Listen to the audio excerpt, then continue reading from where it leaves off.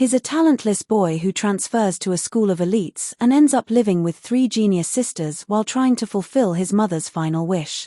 The story begins with a painfully average boy named Yu who gets transferred to the Seika Academy of the elites only because his mom happens to be a legendary prodigy who graduated from there. Yu steps into the boxing ring and gets absolutely wrecked by the vice-captain of the martial arts club who calls him a pathetic weakling. Seeing his poor performance, the crowd doesn't hold back either, tossing insults left and right. Wondering how someone this clueless could possibly be the son of Sabara Ace, Yu gets back on his feet, trying to fire himself up with memories of his late mother, whose beauty and acting skills were admired across the globe. Sabara was so gifted that she graduated at the top of her class from a prestigious international university. His opponent, in a strange twist of encouragement, tries to stir something inside Yu, claiming that the school's 3 royals are waiting to witness the hidden power within him. But Yu keeps insisting that he's never been into sports or received any kind of training. Yet, everyone continues to dump their expectations on him. Frustrated, he yells out the obvious truth that he's not his mother and charges straight at the trainer in what looks like a dramatic burst of untapped power. The crowd braces themselves, expecting something huge, only for Yu to land a couple of soft pokes that don't even make the trainer flinch. The trainer dude gets angry and slams our guy straight into the ground, making it painfully clear once again that Yu is nothing more than a disappointment. Everyone who had placed their hopes on him gets smacked in the face with coal. Hard reality, but this isn't anything new for Yu. He's been carrying this weight since the moment he showed up in the world. Yu then smirks and throws a jab at the trainer, tossing out some half-cooked line about how the more average someone is, the more they obsess over talent like it's some holy grail. For a second, the trainer catches this strange spark in Yu's eyes, a familiar intensity that mirrors the gaze of a top-tier actress. He realizes that Yu probably failed to walk away with Sabara's skills, but there's no denying he ended up with her looks. Still, the trainer shakes it off as Yu turns to walk away. Right then, his sidekick comes rushing over, reminding him that the royals are watching this rookie like hawks. That little reminder finally pushes him off the deep end. And now he decides he's just going to beat the talent into him, lifting his arm to deliver one last brutal move meant to whip you into shape. But just before the punch can land, an orange-haired fighter storms in from out of nowhere and sends the trainer flying, calling him a complete disgrace to martial arts for picking a fight with amateurs. Everyone in the dojo calls her captain. Right then, a blue-haired and a green-haired lady strut in like they're crashing a concert, demanding to know how the actress's son did on the test. The blue-haired one is Kazuki, famous enough that her show tickets vanish before they even hit the shelves. The green-haired one is Miwa, the youngest title holder in shogi, because apparently some people peak before puberty.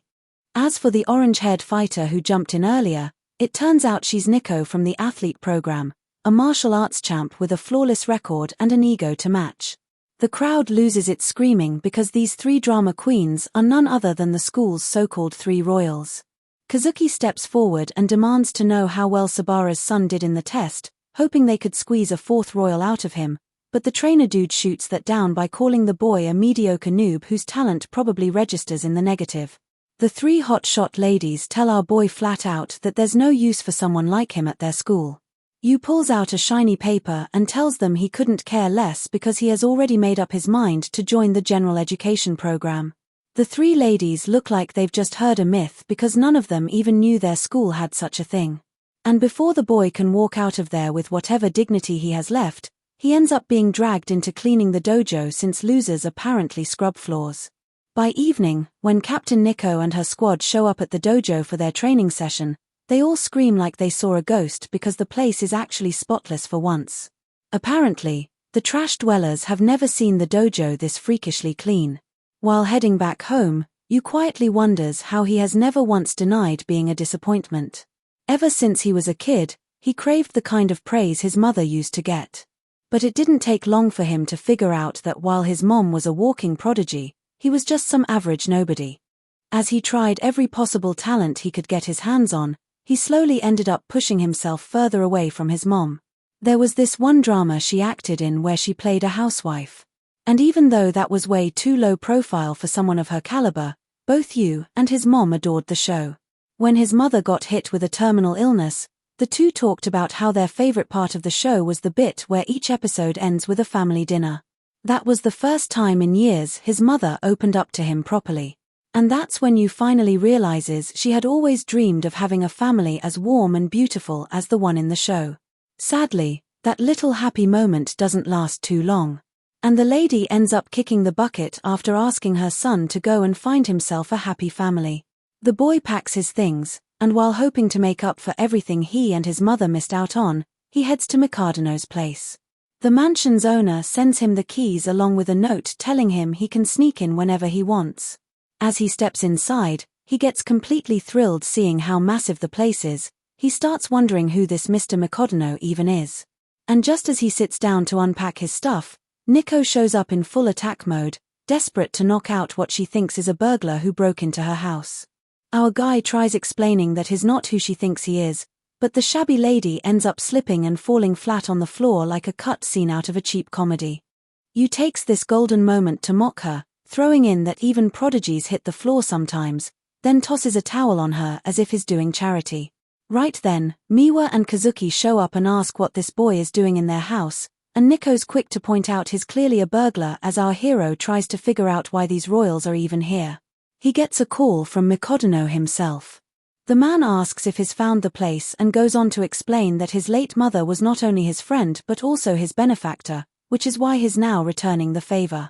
The shady mister then adds that he forgot to tell him that he has 3 daughters and tells the boy to get along with them.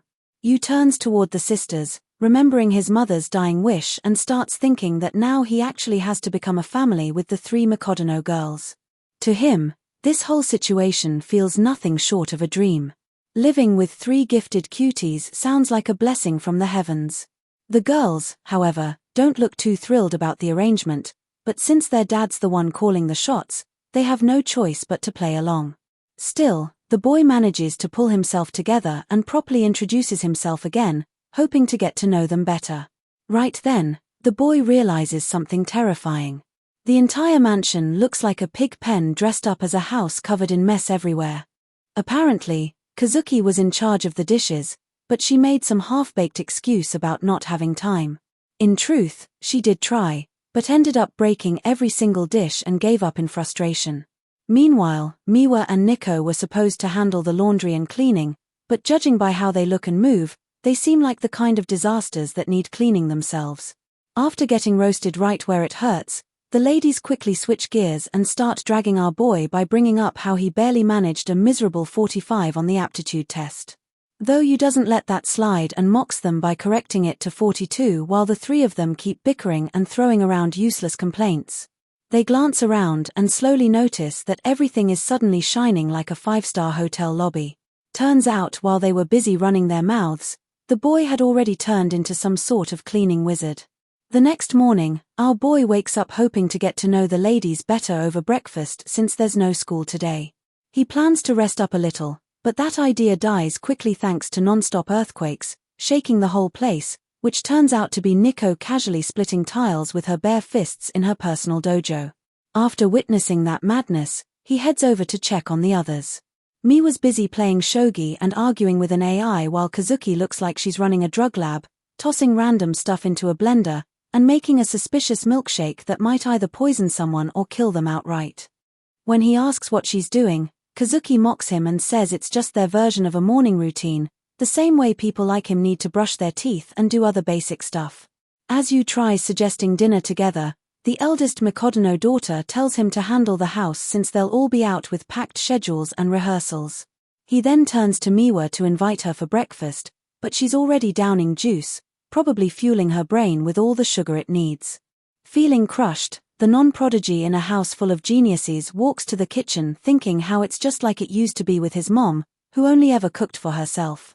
Proving just how self-centered prodigies can get, he wonders how he failed to connect with his own family, yet somehow thought he could pull that off with complete strangers. Just when he sits down to enjoy breakfast, Nico walks in. Though she clearly wants to eat all the neatly baked food, she controls herself and claims it's an unbalanced meal for her. Yu starts licking the food to tempt her, but she loudly complains about the excessive carbohydrates and lipids, adding that she still needs at least 20 more grams of protein along with vitamin B. You finds it ridiculous how someone needs to calculate nutrients before eating. Nico explains that for her, eating right is just as important as training. As the girls get ready to leave, he remembers how his mother used to follow different diet plans depending on the type of shoot she had.